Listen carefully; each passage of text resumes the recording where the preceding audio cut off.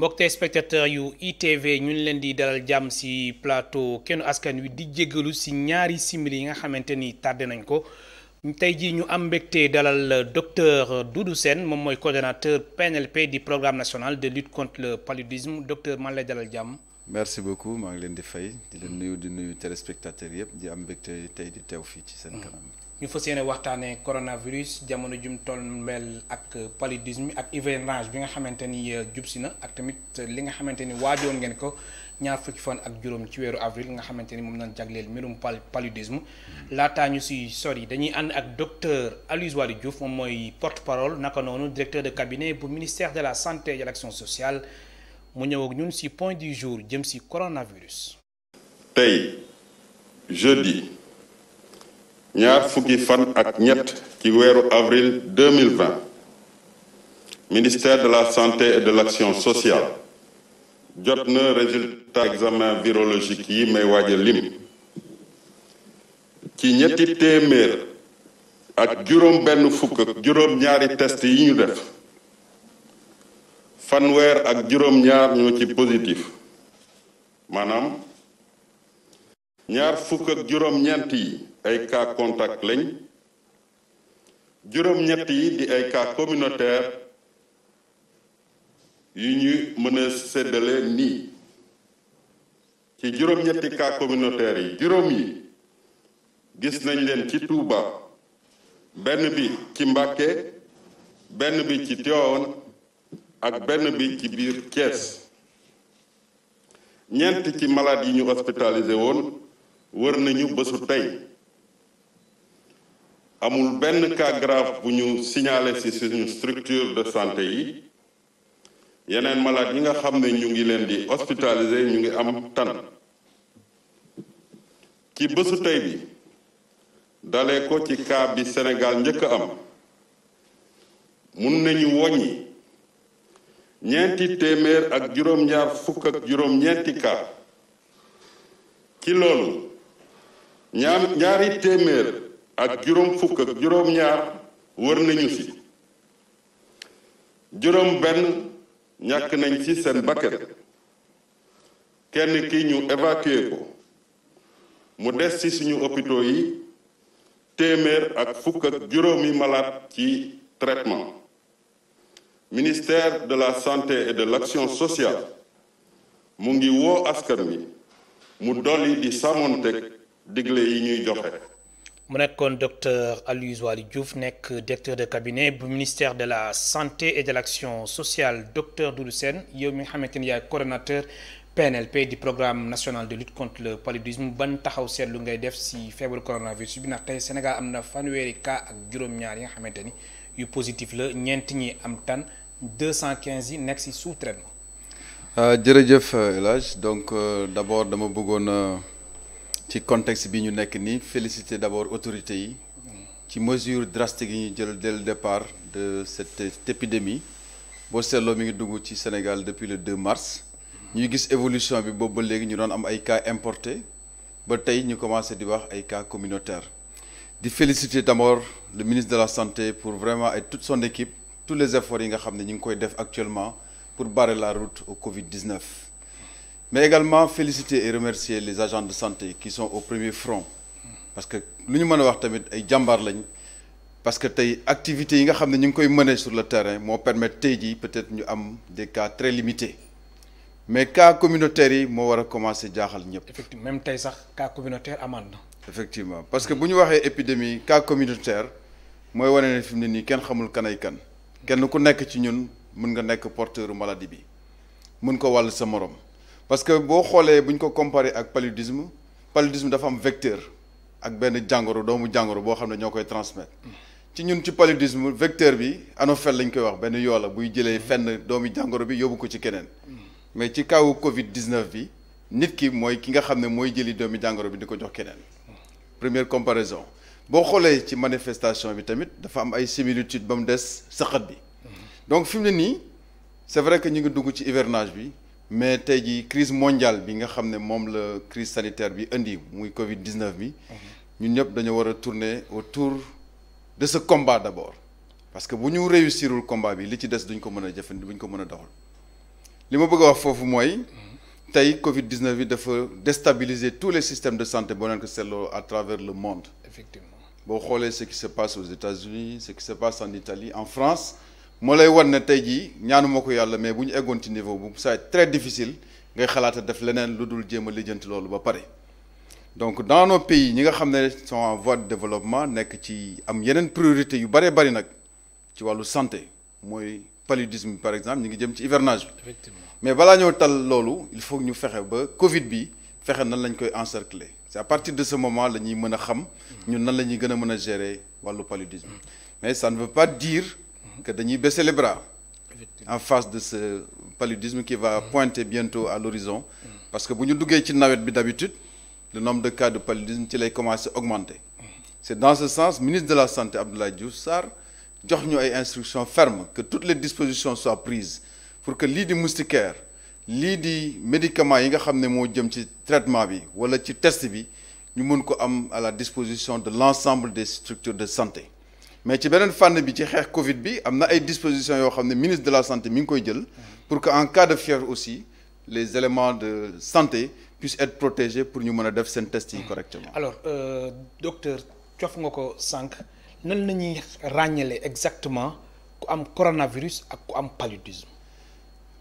loolu li koy mën a distinguer ci test yi la coronavirus dafa laaj test paludisme dafa laaj test ñoom ñëpp ni ñuy manifester woo boo xoolee ñoo xaw a niroo ba mu des sëqat bi yaram bu tàng la ay bopp yu metti ak ñaar yëpp dañ ko am léegi ci biir corona bi dafa am sëqat bu tar bu ciy ànd loolu nag amul ci wàllu palu bi mais pour nga mën a am distinction boobu noonu il faut ñu defal la test mais fii comme dañoo nekk dëkk boo xam ne dañ koy wax endémique sur le plan paludisme il faut que ñuy xalaat tamit ci agent de santé yi ñu def test bi mais moytu tamit wàllaale suñu bopp bu ñu waree def test yi moo tax directive yi nga xam ne moom la ministère de la santé joxe dafa leer pour agent de santé yi képp ku yore fièvre bu ñu koy testé dafa am ay matuwaay yu ñu war a jël sol masque sol gant sol même les ce qu'on appelle ay équipements de protection individuelle. ndax gis nañ aussi li xew hôpital principal. voilà par exemple. donc mesures yooyu que ce soit pour la population que ce soit pour les agents de santé ñu may encore féliciter au départ di leen massawu aussi ci coono yi ñu daj ak risques yi nga xam ne ñu ngi koy jël face à cette épidémie de coronavirus. donc pour ñu mën a def distinction bi test yi bële dañ koy wax test de diagnostic rapide moo lay permettre nga xam ndax lii palu la wala du palu en 15 minutes bu nekkee Covid bi 19 bi il faut ñu def prélèvement indi ko fii di Institut Pasteur pour mën a diagnostiquer ndax Covid la wala du Covid. alors lu jëm ci wàllum askan bi ndax des fois nga gis ko nga xamante ni moom paludisme la yor. mu njort ni corona la. effectivement ban conséquence la mën am si moom ndax am na ñoo xam ne mën na tax ba duñ dem hôpital. boo gisee tey suñu ñëw fii dafa nekk ci jamono boo xam ne ci la ñuy célébrer la journée mondiale de lutte contre le paludisme. le 25 avril. le 25 avril. mais contexte bi permettre ñu koy manifester d'une autre façon parce que urgence ñu nekk moo tax. li tax ñu ñëw fii c'est surtout message boobu ñu war a joxe. exact parce que fièvre ça ne veut pas dire Covid coronavirus wala Covid parce que tey jii nit ñi yàgg nañu xam sibiru ba tax na boo amee fièvre li nga war a njëkk a xalaat surtout boo nekkee ci zone yi nga xam ne. sibiru bi dafa bari lu mel ni Tamba Kédougou Kolda foofu la gën a bari mais n'empêche Dakar gi ñu nekk tamit nañu njëkk a xalaat ne mën ngaa am sibiru wala mu nekk Covid bi te loolu li la koy mën a may boo toogee sa kër gravité bi day gën a yokk mu nekk Covid bi comme mu nekk palu li gën mooy nga dem jege ci structure de santé yi ñu defal la test yi ci war pour mën a xam ndax lii sibiru la wala beneen feebar parce que boo xoolee tuberculose bi tamit même chose la tuberculose ay yaram yuy tàngalee indi ak ay sëqat yooyu yëpp dafa laaj. pour nit ñi dem ci structure de santé yi bañ ko ragal dispositif bi ñuy jël au niveau des structures de santé ministère de la santé aussi ak comité national de gestion des épidémies joxe nañ ay directives yu leer ci kanamu tout cas de fièvre nan la nit ñi war a taxawee donc il faut que population bi am confiance ci suñu système de santé bi mën a dem wuy sinon cas yi duñ ko mën a ràññee te day gën a law ci dëkk bi bu nekkee coronavirus tey jii gis nañ cas communautaire yi nu muy lawee te am na ñoo xam ne duñu am benn signe d'ailleurs alors ren ji paludisme journée mondiale bi tombeek feebaru coronavirus yan message ngeen fas yéene lancé ñaar fukki fan ak juróom ci weeru avril jëmale ko ci population bi. moo message bi ñu mën a joxe bu ginnaaw ba ñu fàttalee population bi d'abord ci enjeu yi nekk nii muy enjeu mondial de lutte contre ce coronavirus parce que tant que débarrassé wuñu ci li ñu bëgg a def ñun ci wàllu xeex yeneen feebar yi duñ ko mën donc étape bi ñu nekk communauté bi ci boppam ñoo war a jàppale état bi jàppale ministère de la santé ci xeex corona bi ci directive yi ñu joxe mooy distanciation sociale bi récemment mooy port obligatoire de masque bi ci des mooy wàññi dox inutile yi loolu mesures yooyu jël nañ ko ba pare bu nekkee nag lu wàllu jëm xeex sibiru bi am na ay motuwaay yoo xam ne mën nañ ko jël ba mun a moytu sibiru parce que ay moustiquaires imprégnés ñu ngi koy séddale l'année dernière def nañ campagne bu mag amul kër gooy dugg te doo fa fekk sànke nit ñi war nañoo mën a aar seen bopp déjà ci sibiru bi boo sa yaram tàngee nga bañ a toog sa kër di xalaat ne peut-être bu ma demee dañ ma naan corona mais nga dem saytu sa yaram lu ci mën a nekk prise en charge bi plus mu teel plus nga am chance wër mu nekk corona comme mu nekk Covid 19 tey gis nañu mobilisation bu extraordinaire ci Covid 19 bi. voilà te là c'est un message aussi peut-être bu ñuy def. pour voilà ba bëggoon naa si ñu xuus si gis nañ aussi coronavirus bi mobilisation mondiale moo si am. mais lan moo tax tamit paludisme tamit mënul am li ni mel. boo ko seetloo paludisme. ndax paludisme aussi dafay faat ay bakkan yu bari. yu bëree bëri dinaa ci dellu si waat tuuti. pour wane ne tey jii avant coronavirus bi di ñëw Afrique moo doon. ki nga xam ne moom la gën a sonal ci wàllu sibiru bu ñu jëlee xayma tey en 2018 nombre de cas yi ñu am ci paludisme tolloon na ci 216 millions de cas à travers le monde waaye boo jëlee téeméer bu nekk juróom-ñeent fukk yépp presque ak ñaar yi fii ci Afrique lañ ko daan gis sowu jant. léegi ci Sénégal nag. ci Sénégal ñun daaw par exemple li ñu amoon ci cas de paludisme tolloon na ci 350 000 cas à travers tout le pays mais 350 000 cas yépp boo ko xoolee. ci Kédougou Tamba Kolda la gën a concentré wu 80% décès yi ñu ngi tolloon presque ci 300 yu nga xam ne ñàkkoon nañ seen bakkan loolu mooy wane ne am nañu ay priorité yu mag a mag mais priorité boobu balaa nga koy mën a jàll wala nga mën ko jublu il faut priorité numéro 1 bi tey mooy Covid bi ñëpp dañoo mobiliser wu pour déjà freiner ko parce que bu ñu ko freiner wul pali bi dafay gën a yokk parce que seetlu nañu ci jamono Ebola bi boo demee Guinée. effectivement boo demee Sierra Leone période boobu ñu nekkoon ci Ebola bi dafa leen a perturber seen système ba ni ñu amoon ci cas de palu dafa doubler xaw ma tripler. plus de 15 000 cas yoo xam ne faatu nañ ci te loolu paludisme moo ko andi woon. 2014 la woon. loolu tamit bu ñu deful nànk ci xeex bi ñuy xeex corona bàyyi ko wel heureusement que suñu autorité ministre de la santé Abdoulaye Diouf Sarr jël na disposition yépp tey réunion bi ñuy tenir démb par exemple. c'était pour fàttali nit ñi ne en dehors Covid bi il faut ñu bàyyi xel yeneen programme yi lu mel ni xeex sibiru bi lu mel ni xeex tuberculose prise en charge yeneen maladie parce que Covid c'est vrai que épidémie bu lëmbale àdduna bi la mais il est important que ñu réalité yi ñu amoon tamit ñu koy bàyyi xel ba mën koo xeex comme il se doit. kon fàttewoo leen benn yoon paludisme. non naam sax jamono ju nekk nii coronavirus bi mu ngi lëmbee àdduna bi. mi ngi lëmbee àdduna bi mais loo gis lu ne rek dafa am ay priorisation yu ñu teg.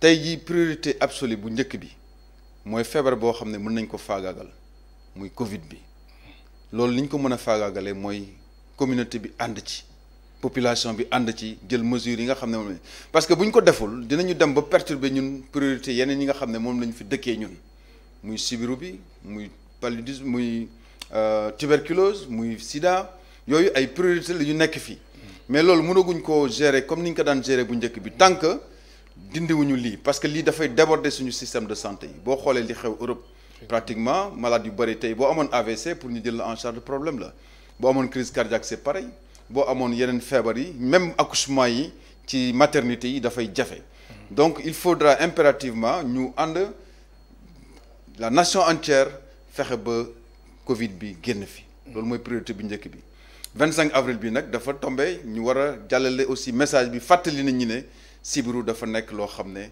lu ñu war a xeex la mais au préalable nañu fexe ba Covid bi jóge fi. alors docteur Doudou Sène gis nañ aussi paludisme sonal na xale yi sonal na tamit femmes enceintes yi. effectivement lu waral loolu. effectivement parce que boo xoolee tey bu ñu xaymaa souvent. lii di nombre de cas yi ñi am xale yi surtout ñiy faatu ñoo ëpp ci ñi sibiru bi di dal.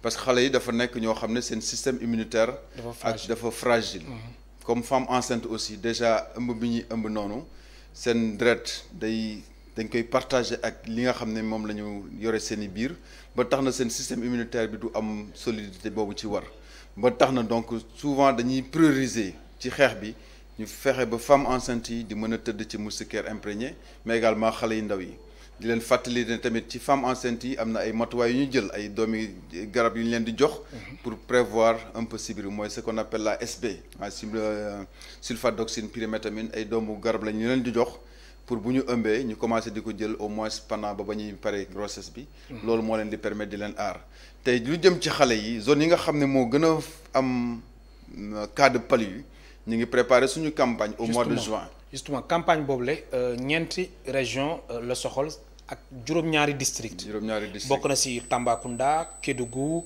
Kolda ak fu si mel ni su ma juumlee Diourbel voilà lan moo tax ngeen choisir zone yooyu la boo xoolee stratégie bi ñuy xeexee sibiru ci Sénégal plus ñuy avancé plus sibiru di wàññeeku tey boo demee bët gànnaaru Sénégal dañoo seetlu ne tey boo jëlee junniy nit benn wala ñaar ñoo ko ci am moins de 5 personnes tey jii boo ñëwee ci côté Kédougou Kolda diggante ci centre bi lu mel ni Diourbel Kaolack boo jëlee tey jii fukki nit téeméeri nit fukk yi ba fukk ak juróom ñoo koy am mais boo demee côté Kédougou Kolda Tamba lu weesu fukki nit ak juróom dinañu am souvent sibiru bi ci téeméeri yoo jël ba tax na foofu dañu am ay stratégies particulières yu ñuy am ci zone yi ñuy wax zone rouge muy Kédougou Kolda Tambacounda ak une partie de la zone centre mooy Diourbel ak Touba foofu dañ fa jël ay mesures yoo xam ne bu nawet bi di waaj a jegsi dafa am ay doom yi jël yu ñuy wax naan ay médicaments yu ñu jël di ko jox garab comme Nivaquine bu njëkk ba rek.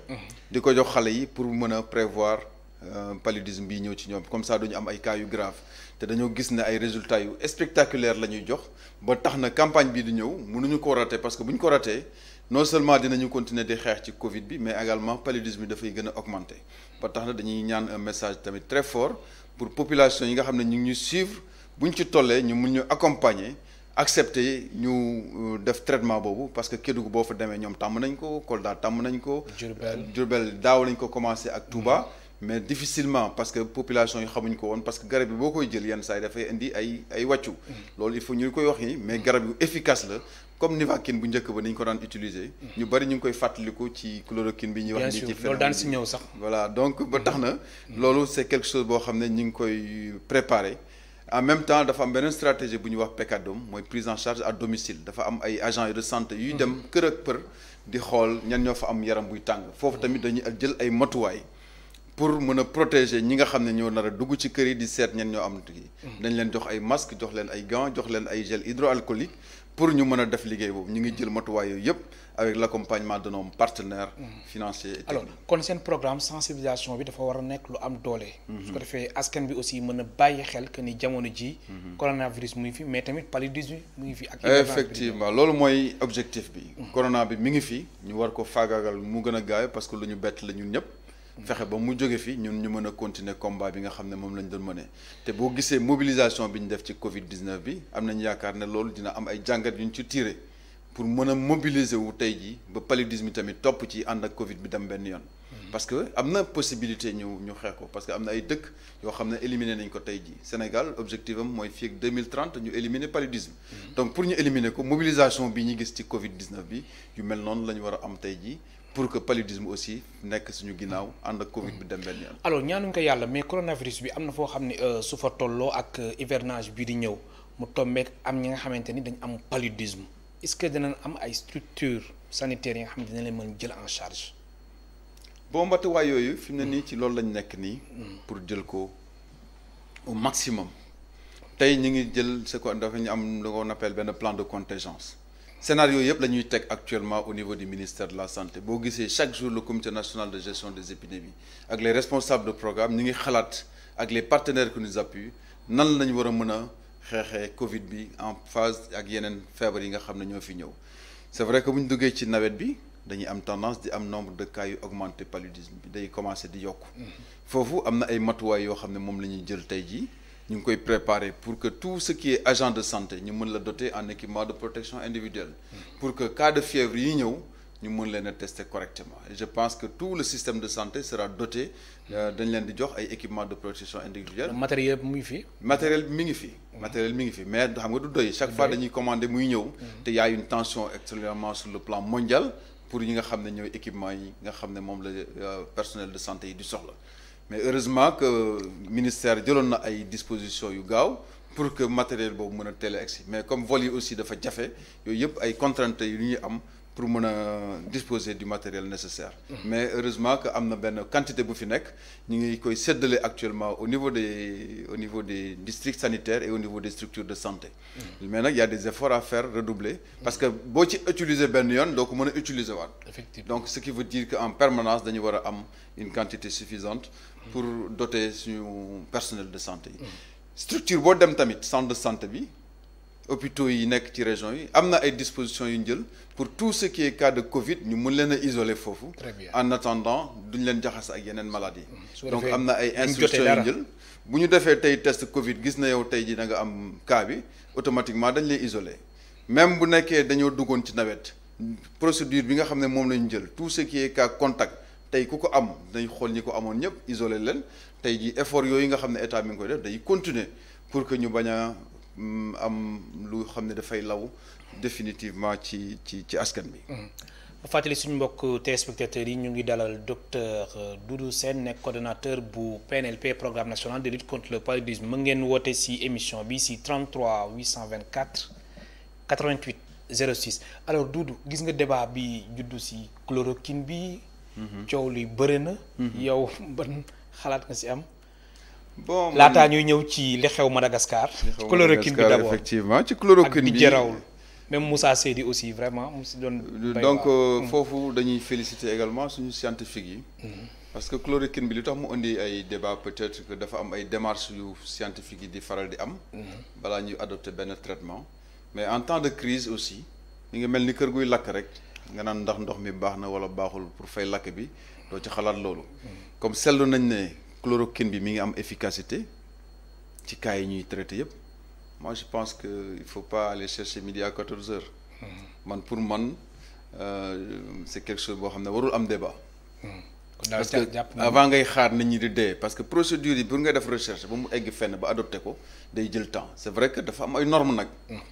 recherche dafa am ay normes ba nga xam ne tey jii balaa ngay jël garab di ko jox nit. dafa am temps bu mu war a jël.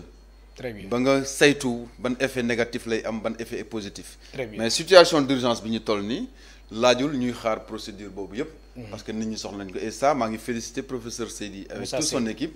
parce que mesure yi ñu jël quand même c'est à saluer. pour utiliser dès le départ hydroxychloroquine bi ak azithromycine bi pour mën a faj suñu maladie moo tey jii valeur résultats yi ñu am ni am na solo allo allo. allo. bismillah allo. salaamaaleykum. waaleykum salaam foo ñu woowee kilifa gi. man maa ngi wootee Louga. Louga bismillah. El Hadj Malick man maa ngi tudd Mbaye Gueye. Mbaye Gueye bismillah. waaw nee na def waay. alhamdulilah. waaw félicité rek. di la masawu coono. jërëjëf. di remercier sa gan boobu. docteur Doudou Sène. waaw Doudou Sène mais man xam naa ne ren. ba xam ak période bi ñuy vivre nii ak nawet bi ñu jëm ak sibbiru bi. xam naa ni communication war na mën a baax. parce que nit ki xam nga sibbiru moom tàmm nañ ko. nit ki sibbiru tàmm nañ ko mu def hôpital sa dafa sibbiru.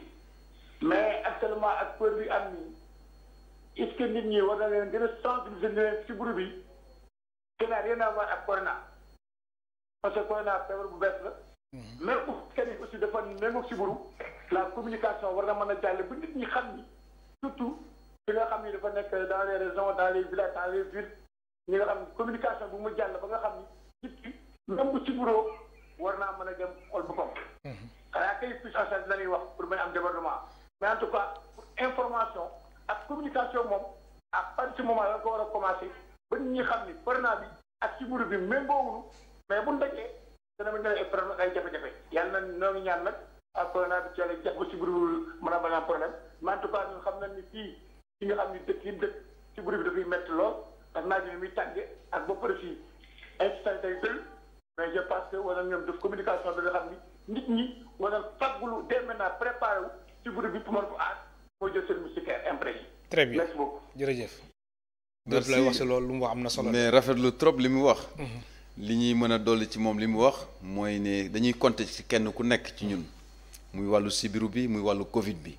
parce que dëkk bu tollee fenn fii ay doomam ci boppam ñoo ko mën a jàppale parce que boo xoolee mesures yi nga xam ne état jël na ko tey état wàccoon na ak ñun pratiquement boo gisee ñu yéex a dugg ci confinement bi dafa am yu ñuy calculer yi yoo xam ne tey ji peut-être mënuñ ko def comme ni ñu ko defee en Europe ba tax na li ci des directive yi ñu joxe moom la population bi war a fexe respecter au maximum tey bu ñu la nee bul jóge lu ko dem feneen ngir yàlla toogal fa nga toog ñu respecter recommandation respecter ko mais bi ci des comme moom li mu wax dama koy gën a appuyer tey jii ñi ngi waajal di séddale moustiquaires yi parce que tey jii Louga ak Matam Kédougou yeneen yëpp ñi ngi waajal di transporter yi ay moustiquaires pour yóbbu ko fa pour que population mun ko jëfandikoo am na yu fa nekk mais di ñaan yàlla rek nit ñi fagaru moo gën faju fexe ba di tëdd ci moustiquaires imprégné yi allo allo bismillah kilifa gi salaamaaleykum waaleykum salaam waaw man de dama bëggoon participer ci émission bi yaa ngi en direct ci ITV waaw maa ngi en direct waaw man la maa ngi tudd Mbaye Diop dëkk ñaari tali usine ñaari tali foo ñuy woowee foofu wala usine ñaari tali waaw bismillah waaw dama am tuuti question rek yu ma bëggoon laaj docteur Doudou Sène mun lay dégg waaw docteur man de li nga doon wax sànq par rapport ak paludisme bi ak corona bi su fekkente ne léegi fii Dakar nit ki xam nga paludisme moom daanaka wàññeeku na seen Dakar fii au niveau de Dakar d'après explication yi ma jot a dégg nga wax mi ngi gën a bari par rapport ak zone Kédougou Kaolack Tamba ainsi de suite mais fii à Dakar est-ce que ministère de la santé jël structure yi fi ne am nañ les moyens nécessaires pour que ku fi am palu ak ku fi am corona ñu mën la jël prise en charge rapidement loolu moom première question bi la deuxième bi nag mooy par rapport ak kii bi coronavirus bi dama gis ne ñaari tali démb ñu ngi doon wax naan dafa am cas ak par rapport ak cas boobu bëgg naa nga indi ñu si ay éclaircissement merci beaucoup jërëjëf Doudou merci beaucoup di féliciter di ko remercier suma xarit la Mbaye je le connais très bien ñoo dëkkandoo benn koñ ci ñaari tali effectivement di nuyuwaale suñu mbokk Grand Dakar yëpp ak waa ñaari tali mais di leen wax noonu d'abord ci première question boobu mooy lu ministère de la santé joxe comme résultat chaque matin comme ni ko Aliou defee nit ñi jusqu'à preuve du contraire loolu la ñu war a jàpp ne mooy dëgg te loolu moom mooy source officielle mooy source officielle bi effectivement donc amul dara lu ministère de la santé di làq-làqal ba ko kii ba feebar bi commencé ba tey c'est une transparence totale la ci état bi di def donc te du ñu wax ne diw moo ko am effectivement mais dañuy parce wax que pour le secret médical du ñu wax ne tey kat Mbaye Diop mii dëkk ñaari tali fii moo ko am mais dañ naan gox bi mais am na dinañ xam ne gox bi am na kenn bu fa jógee mais doo joxe turam jox ko fi mu dëkk exactement donc nit ñi nañ jàpp loolu même bu nekkee ne ñoom dañuy am doute ne danga mesures yi nga xam ne jël parce que romb naa fa dama fay romb mais gis naa taxawaay bi nit ñi taxawee dina lancer un message c'est-à-dire que à partir de 18 heures da ngay xaw a tiit tuuti ban taxawaay moo fa nekk non mooy dajaloo bi bañ a distanciation bi autour des vendeurs ñu ngi toog ci jaaykatu café yi xale yi toog ci bopp koñ yi te yooyu dafa nekk facteur yoo xam ne day gën a taxal feebar bi gën a gaaw a dem ñu ngi féliciter quand même mesures yi ñu fa jël parce que gis naa ay engagement communautaire bu extraordinaire à travers des jeunes yoo xam ne boobu ba léegi ñu ngi defar ay masques ci marché yi distribuer ko et ben je pense que combat bi en dehors de ça aussi il faut aller plus loin faire en sorte que nit ñi di respecter distanciation bi bu ñu mënta toog seeni biir kër bi ci des mooy sànq sax junñoon naa la ko mooy question bu mu laajte mbirum prise en charge bi effectivement boo xoolee tey ji Dakar jumtuwaay fi nekk macha allah am nañu structure yu doy ci wàllu organisation pyramidale bi boo demee tey poste de santé bi gën a reculé boo fa demee di nga gis li ñuy wax test de diagnostic rapide en cas de fièvre ñoom ñëpp actuellement à Dakar ils ont été formés pour faire les prélèvements jël ay mesures tamit pour protéger seen bopp en cas de suspicion de Covid bu ñu xalaatee ne kii dafa am tey ji Covid 19 bi wala corona bi am na ay matuwaay ak jumtuwaay yu leen di permettre ñu def prélèvement donc devant tout cas de fièvre dinañ def prélèvement boobu mais dinañ ko defal tamit test de diagnostic rapide bu nekkee ne tey test boobu dafa positif garab yi sont disponibles mooy ACT yi nga xam ne dañ koy faral di joxe pour traiter kii bi donc il y a aucun risque actuellement pour que ñu mën a jaar à côté parce que population bi quand même ak agent de santé yi xarañ nañ ci fànn boobu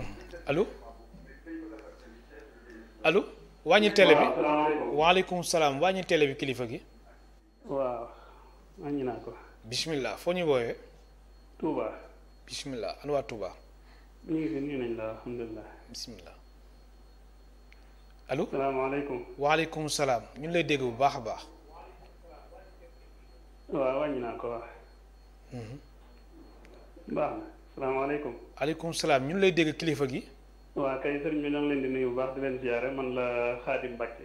alhamdulilah delloo ziar Xaadim. waaw maa ngi leen di woowee Touba may président association des moniteurs des daara moderne du Sénégal. di nuyu docteur Doudou Sène bu baax a baax di rafetlu wax dëgg yàlla taxawaayam ci wàllu pal ci réew mi ndax wax dëgg yàlla mi ngi jàppale daara yi bu baax a baax ci wàllu sànq yeeg yépp te yaakaar naa taxaw bi mu taxawoo pal ku ko joxoon tey Covid 19 bii yaakaar naa dana ci liggéey bu mucc ayib ndax feeñ na ci pal bi waaw ñun yàgg na ñoo may dotation en moustiquaire wax dëgg yàlla daara yi jooyu ñu moustiquaire fi mu toll nii te yàlla dogal na ne itam palu ni ngeen ko bindee seen sujet bi rek ak Covid ñoo ànd ndax daara yi xale yi promiscuité bu ñuy dund ak jegeanto bi mooy waral lu bare da leen di dañuy gaaw wàllante seen biir kon ñaari feebar la yoo xamante ni si ñu mën a ànd lañ te itam ñu war cee fagaru bu baax a baax kon docteur Sène vraiment c'est la personne à la place qu'il faut ñu ngi koy ñaanal yàlla suñu borom àggali liggéeyam bi te barkeel ko te xam ne ñu ngi koy tàllal suñu loxo yi nag pour beneen dotation moustiquaire boo xam ne day jëm ci 45 départements yi nga xam ne ci la daara yi ñuy piloté yépp yor nekk ñu daal fas yéene nañ ko gunge ci liggéeyam bi ba mu am ci ndam incha allah rabitul madaarisul Quran tamit mooy ligue des maîtres coraniques du Sénégal gis nañ tam dotation yi ñu leen di faral di jox sëñ Xaali Jaxate tamit ñu lay jottali nuyoo di ko jottali mboolem waa ministère de la santé ñu ngi lay ñaanal bu baax di rafetlu itam sëñ bi ni mu taxawoo émission bi salaamualeykum wa rahmatullahi wa barakatu waaleykum salaam wa rahmatullah jërëjëf am nañu mbégte lool occasion la aussi pour ziare ak féliciter le khalife général des Mourides ci taxawaay bi nga xam ne am na ko depuis le début de l'événement sëñ Muntaxa di ko ñaanal mu yàgg fi lool ba li nga xam ne moom la am yéen a liggéeyal Serigne Touba mu mottali ko effectivement lii message bi sëñ Mbacke joxe léegi ak ñoom ñi nga xam ne ñooy saytu daara yi am nañu attente bu rëy tamit ci ñoom ci wàllu xeex corona bi tey boo gisee xalif général taxaw ci en première position mun naa wax tey ba événement bi tàmbalee ci la génne plus de 200 millions teg ko sur la table boole kook li nga xam ne moom la état def mooy wane ne tey moom il est au devant ci xeex bi ñuy xeex tey ji feebar bi ñuy citer parfois Touba mais peut-être ci façon yi ñu koy citer parce que Touba bu dul dara tamit dëkk la boo xam ne tey bu ñu gëmul woon ne feebar bi am na tey duñ fa am ay hôpital xam naa approche yi ñu fay am peut-être mooy indi yenn kii mais di leen féliciter di ñaan nag ñoom ñu taxawee bi ñu taxaw tey jii ci wàllu sibiru ñu taxawee ko noonu ci coronavirus bi parce que corona bi bu ñu ko faagaagalul nii xeex bi ñuy xeex sibiru day xaw a gën a jafe ba tax na donc priorité des priorités mooy fexe ba éliminer corona bi cas contact yi ak déplacement yi nga xam ne dafa inutile ñu fexe ba arrêté ko mais sibiru bi ñun dotation yi ñu daan faral jox à l'approche de l'hivernage ñu ngi koy waajal Touba def nañ fa daaw benn campagne bu mag di leen remercier ci taxawaay bi ñu taxawoon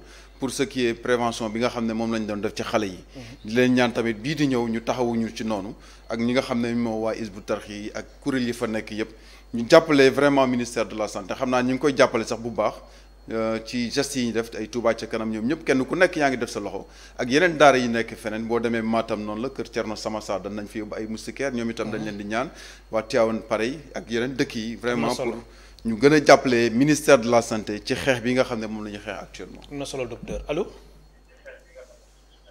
allo. waaw asalaamaaleykum wa rahmatulah. waaleykum salaam wa rahmatullah foo ñuy woowee. waaw Touba. bisimilah. Touba.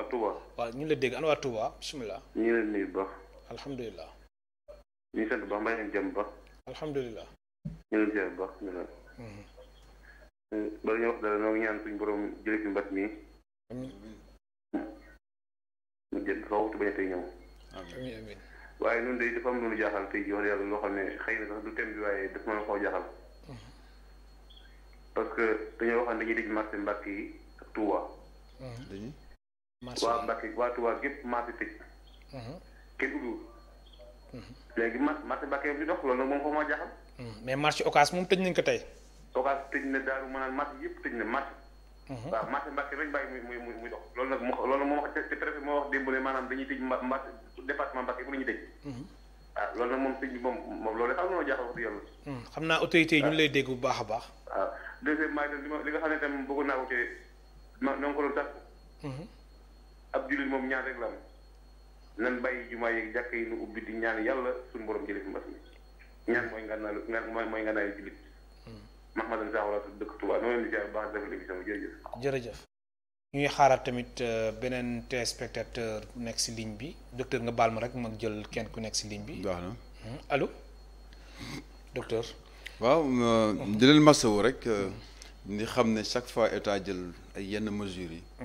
di lu jëm ci dimbali askan bi la. effectivement ak mesure bu mu mën a doon loo gis lu ne rek am na ay nit ñu koy saytu di xool benn par benn ni ñu koy defee.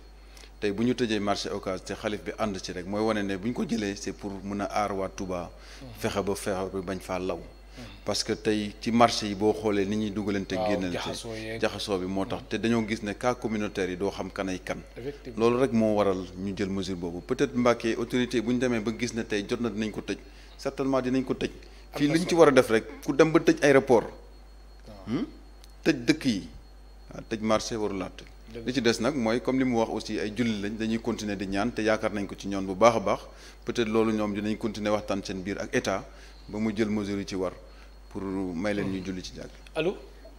allo waaw asalaamaaleykum. waaleykum salaam. waaw man professeur mat SVT la. waaw mais dama bëggoon a participer ci émission bi passé actuellement en direct ITV. professeur.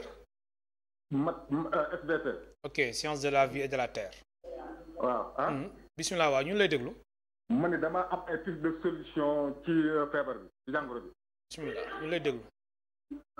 waaye nag damaa nekk dans de bonnes conditions. léegi. yaa ngi may dégg. allo kilifa gi fi nga nekkee bëri na bruit de. waaw. soo mënee déplacé wu. ay élèves fi nekk ak ay yooyu dajaloo ay affaire defal fii ay élèves fi nekk. mais loolu dañ koy moytu nag. dañ koy moytu ndax dégg naa nga ni dajaloo. waaw non dajaloo sax ñu ngi respecté distanciation médicale bi. ok c'est bon waaw ñu ngi koy respecté parce que man professeur SVT la maa ngi leen sensible maa ngi leen di kii daal di leen jee ci maladie bi. am naa nag ay piste de solution mais mënuma ko xam naa dama ko mën a exposer totalement. parce que y a des virucides. des virucides. allo. waaw man am na des produits yoo xam ne ce sont des virucides. am naa ci ay exemple de produits. am naa yeneen tam comme la phytothérapie tam ay exemple des pistes de solution daal. dama fekkee mën nañu ma mettre en relation avec professeur Souleymane Mboup comme que moom virologue la dafa yëngu ci affaire immunologie ak wala mettre en condition en relation avec certaines plateformes boo xam dañuy indi seen contribution ci xeex virus bi man j'ai des propositions pertinentes et des pistes de solution. fa nga ñuy woowee. man maa ngi Meewaan. Meewaan monsieur Thiam professeur Mat SVT monsieur Touba Thiam professeur Mat SVT. jërëjëf léegi nga garder ligne bi suñu techniciens yi daan jël sa numéro incha allah. d'accord fii la bëgg na coono def ñu wàññi seen wax. ok jërëjëf Doudou. oui. moom de neen fa am ay solution de. waaw parce que boo xoolee tey feebar ba mu génne ba léegi. souvent am na ay nit. yu wax ne mën nañu faj lii wala mën nañ ko faj. mais lu ci mën a nekk rek xam nga santé dafa am nu muy doxee. sur des preuves scientifiques. loo xam ne testé nañ ko comme professeur Raoul même que nombre de cas yi mu amoon bariwul woon mais testé na ko au moins mu gis ay résultats mais garab tant que testé woo ko ba mu joxe résultat mënoo ci avancer lu bari. mais ça ne veut pas dire que dañuy jeter li nga xam ne mooy suñu médecine traditionnelle. c'est pas pour rien que ministère de la santé am division de la médecine traditionnelle. parce que tamit il est temps aussi que ñuy gëstu suñu xam-xam yi nga xam ne moom lañ fi am. parce que au fur et à mesure ñuy dem boo gisee crise bi tey li mu indi am na nécessité quand même kenn ku nekk dëkk ba nga nekk nga xool lan nga fa mën a jëlee pour bu ëllëgee nga mën ci day am na solo ci sens boobu peut-être li nga doon wax sànq ci Madagascar ñoom ñu ngi testé benn mbir. waaw loolu daan si ñëw léegi. il faudra voir. allo allo. allo. allo waaw salaamaaleykum. waaleykum salaam foo ñu woowee. man la Rosalie maa ngi wootee Bargny. bisimilah Rosalie. di rafetlu vraiment jotaay bi di remercier bu baax a baax docteur Doudou Sène. di ko wax ni acteurs communautaires yooyu ci seen gannaaw pour xeex loolu nga xamante ne mooy Covid 19 bi. di ko wax ni nag ñu ngi métti lu le 25 bi nga xam ne waroon mën a àndandoo xeex loolu nga xam ne mooy lutte contre le paludisme bi di wax ne nag dinañ ci jàpp gën te ànd ak askan bi ak comité de veille yi pour que lépp li nga xamante ne mooy digalu ministère ñu mën ko jàpp pour xeex loolu nga xam ne mooy corona. maa ngi koy remercier bu baax a baax. Merci beaucoup Rosalie. jërëjëf Rosalie. C'est l'occasion pour nous rendre un très grand hommage à travers aussi tous les personnels communautaires parce que frère bi tey comme xeexu feebar yu bëree bëri le réseau communautaire dañu am solo maa ngi saluer au passage ñoom Baytiir ñoom El Hadj Diop ñi nga xam ne dañuy accompagner ci les bajenu gox à travers le président Ndeye Fatou Diallo donc am na feebar fu muy toll rek communauté bi ñooñu ces leaders communautaires là ci ñoom la ñu mën a jaaree pour li nga xam ne moom la état bi di véhiculer jaarale ko ci ñoom pour ñu mën a egg ci askan bi au plus bas de ci biir population bi. donc ñu ngi leen di féliciter bu baax ci loolu. alors docteur voilà am na benn laaj bu ma la bëggoon laaj mais xaaral ñu jël téléspectateur bu nekk si ligne bi allo. allo waaw. bismillah foo ñu woowee. allo. foo ñu woowee. allo. allo. allo. allo. allo. wàññi télé bi wàññi télé bi. waaw wàññi naa télé bi. ñu ngi lay dégg. allo. allo. allo. allo. allo waaw. ñu lay dégg ñu lay dégg bu baax.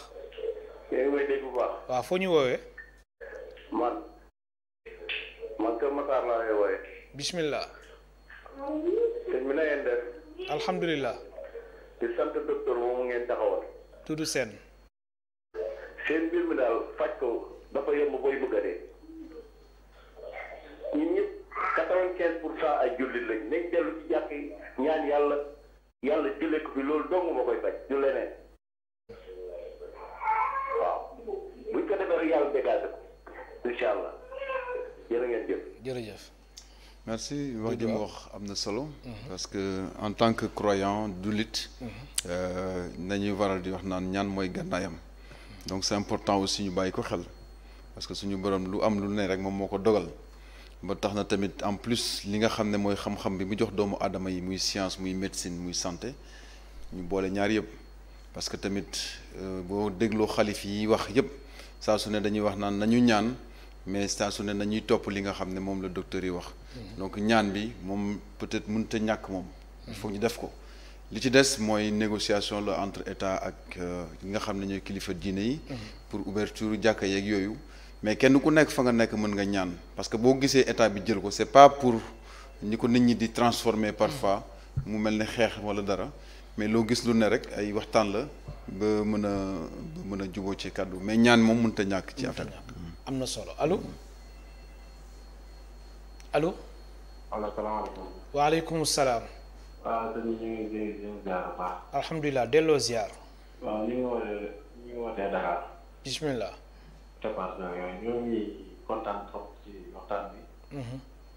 di am na solo trop di kontaan loolu xanaa man dama naan feebar bi daal dafa am lu bëri loo xamante ni leeral na lu bëri mu jàngal ndax boo xoolee ba feebar bi avant feebar bi amoon na ay coow su hôpital yeeg ak su mel ne docteur yi taxaw bu mu war a taxaw nangam jàpp fee feebar bi dugg si nga gis ni taxawaay boo xamante ni ñëpp a apprécier kon ñoom tamit mooy wax mooy après feebar bi ñoom tamit ñii def ñii génn di wax ak ñoom parce que ñu xam seen bi nan la ak naka la gouvernement bi tamit kazaalika ñuy toog di wax ak seen bi tamit daa ndax boo xoolee ministre bi yeeg yenn yu nekk centre beeg yu mel noonu nekk tey ñu ngi génn di wax ak askan bi di leeral kon tamit askan bi nekkul bu feebar ñëwee wala bu affaire am urgence ñëwee rek ci leen war a di leen leeral tout le temps dañuy ñëw di leeral ñu mën xam ci fii leen toll fii lan na rek lii leen mën a def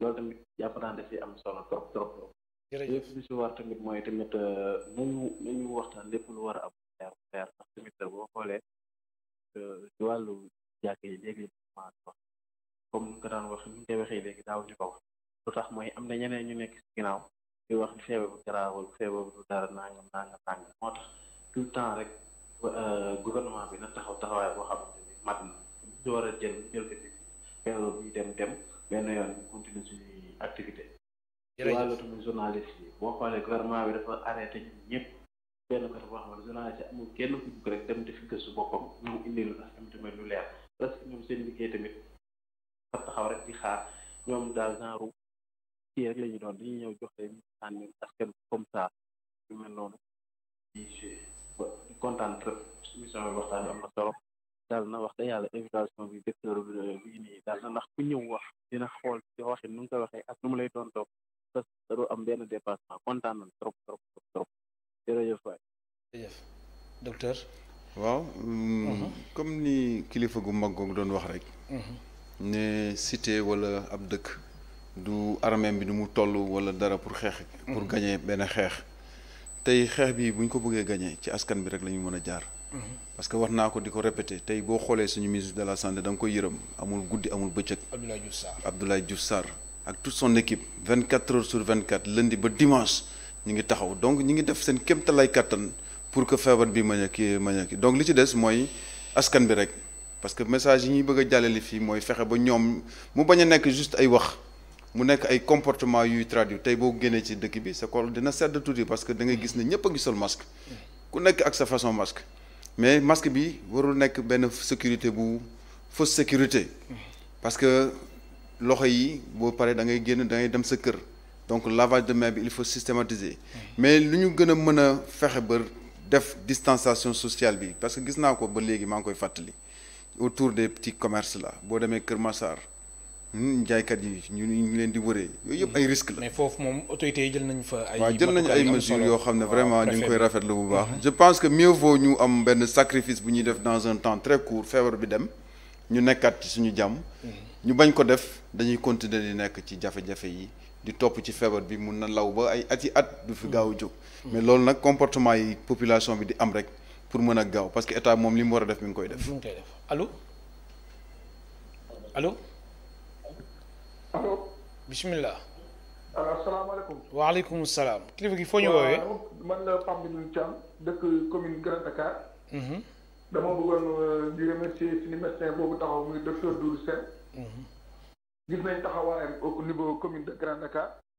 ñu gis nañ ni muy jàppalee poste de santé bi. depuis ba corona bi commencé ba léegi gis nañ taxawaayam.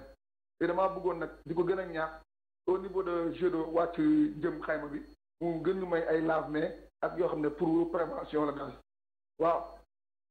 jërëjëf paan yi ñuy raxasoo suñu loxo yi. jërëjëf waaw man la Pape Ndour Thiam naan ko Sol. Pape Ndour merci vraiment ñu ngi remercier di ko encouragé moom gis nañ ni mu taxawee daal depuis boobu la mi ngi sensibiliser di ñuy moytu kii rassemblement yi di takk masque di raxas suñu loxo yi chaque jour mi ngi si guddeeg bëccëg au niveau de la commune de Grand Dakar. ñu koy ñaanal nag lii président de la république jox ko yàlla na si am ndam. docteur Doudou Sène kontaan naa si yow trop. merci beaucoup Sol merci waa ITV ñëpp. jërëjëf ndax samay journaliste yi foofu ñu mel ne ay ñoom Mouhamed Kagne sama cousin ñoom Ngagne Diagne ñëpp maa leen remercier gis nañ seen liggéey nu mu doon affecté si Covid 19 bi merci beaucoup. merci beaucoup Sol merci beaucoup. Doudou juste ma dóoraale foofu benn question gis nañ aussi ñaari tali. am na fa cas communautaire. yan matukaay aussi ngeen jël yow nga xamante ni zone boobu sa zone la. mais effectivement day ñëw rek doole ko ci li nga xam ne déjà. Grand Dakar ñaari tali jëloon nañ ko comme mobilisation depuis le début de l'événement di féliciter vraiment ñoom Junior Nit ñoom Mame Thierno ak tous les jeunes de Grand Dakar parce que ba feebar bi dugg see rek ci Sénégal ñoom commencé nañu woon jël ay matuwaay ak ñoom Moustapha Guèye ak ñoom Jambar Faye kuréel yu bëri ñi ngi manifesté wu ci lavage de mains yi d'abord lañ tàmbale woon après benn moment ñu commencé dugg ci masque yi mais ak le maire de la commune aussi woote na fi une réunion spéciale woo toutes les collectivités foofu tous les conseillers pour ñu xool na la ñu nekkee en face donc comme déclaré nañ foofu benn cas donc guerre bi day gën a commencé tey bi ci njëkk mooy wàññi dajaloo bi waaw parce que déjà masque yi moom marché bi gis naa ne ñëpp jox nañ leen masque mais dajaloo bi ci mbedd mi la ñu war a vraiment limiter moo tax gis nga même yooyu ñuy demander ñu leen koy jox mooy lave-mains yi ñu éviter que jeunes yi di tourner autour de ces structures de lavage de mains mën nañ ko teg foofu ku ñëw rek raxasu mais jarul ñu dajaloo autour. et je pense que loolu c'est des messages yu ñu war a jàllale. ay ñoom Mody ñu ngi leen di féliciter également ñoom Aïssatou Fall ak tous les acteurs vraiment leaders de Grand Dakar. ñi nga xam ne boobu ba léegi ñu ngi koy def parce que commune bu nekk bu xeexee ba feebar bi bañ a law sa dëkk rek. Dakar mën na am mu gagné combat bi. Sénégal gagné combat bi. docteur ñetti simili moo ñu dese ñu évacuer question yi nga xamante ni maa ngi ko doon bàyyi xel bu baax a baax. sànq junj nañ ko mooy li xew Madagascar. yow mi nga xamante ni sa xam-xam dafa màcc ci wàllu wér-gu-yaram. ànd nga si gëm nga li ne mel. bon moi fu président de la République dañ koy respecter. bu Madagascar jëlee moom ci boppam mu def ko. wane ne peut-être lii mën na am efficacité ay hypothèse la rek. parce que tey chloroquine bi boo xoolee bu mu nee efficace ci mbir mi muy xeex mu nga xam ne moom lañ doon fajoo ci wàllu sibiru.